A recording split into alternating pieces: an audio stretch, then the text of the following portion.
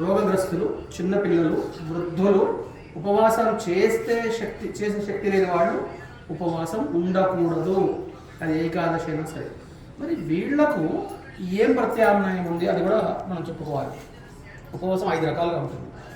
ఉపవాసం అనేది 5 రకాలు. ఒకటి ఏకభుక్తము, అంటే మధ్యాహ్నము భోజనం చేసి రాత్రి ఉపవాసం ఉంచడం అనేది ఏకభుక్తం కిందకి వస్తుంది. ఇది ఏకభుక్త వ్రతం అని కూడా అంటారు. మధ్యాహ్నం చక్కగా తినేసి సాయంత్రం తులసి తీర్థంతో ఉండడం అనేది ఏకభుక్తం కిందకి వస్తుంది. రెండవది నక్తము. నక్తం ఏంటి?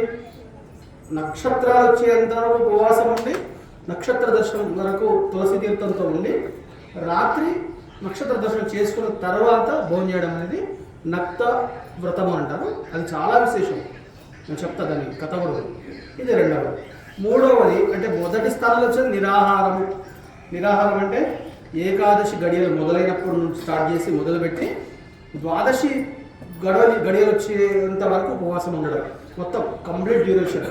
ఏకాదశి మొత్తంగా నిరాహారంగా ఉండడం అనేది అంటే మరి ఇది కూడా చేయొద్దు. అంటే మింగొద్దు, ఏదో చేస్తున్నారు ఖర్జుల కోసం, మీకు అర్థమైంది అనుకుంటాను. అలా చేయకూడదు. మింగొచ్చు, చక్కగా తులసి తీర్థం తీసుకొని ఉండడం కూడా ఉంది ఒక పద్ధతి.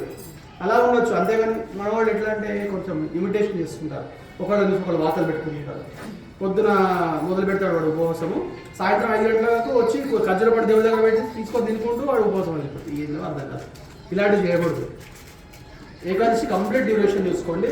ప్రారంభ గడియలు అంత్య గడియలు చూసుకొని ద్వాదశి ఎప్పుడు ప్రారంభమైతే అప్పుడు కొంచెం తులసి తీర్థం తీసుకున్న తర్వాత ఉండేటువంటి నిరాహారం.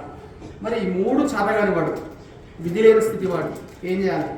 ఆయాచితం అని ఉంటుంది ఒకటి. ఆయాచితం అంటే భోజనం కోసం ఎదురు చూడొద్దు. భోజనం కోసం అసలు ఎదురు చూడొద్దు. మీకు కావాలి, తినాలి, అది కావాలి, ఇది కావాలని పెట్టుకోవద్దు. ఎవరైనా కనుక భోజనానికి 2 గంటలు పిలిస్తే వెళ్ళిపోయి తినాలి. దాన్ని ఆయాచితం అంటారు. మా కామాఖ్యలో అయింది అది.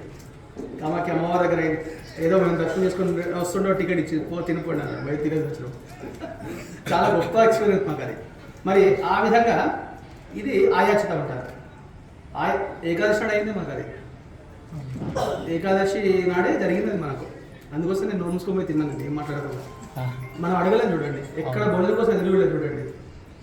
నేరుగా అతను పిల్లగానే వెళ్ళిపోయి ఏం మాట్లాడకుండా వెళ్ళి తినేసి వచ్చాను. అది కూడా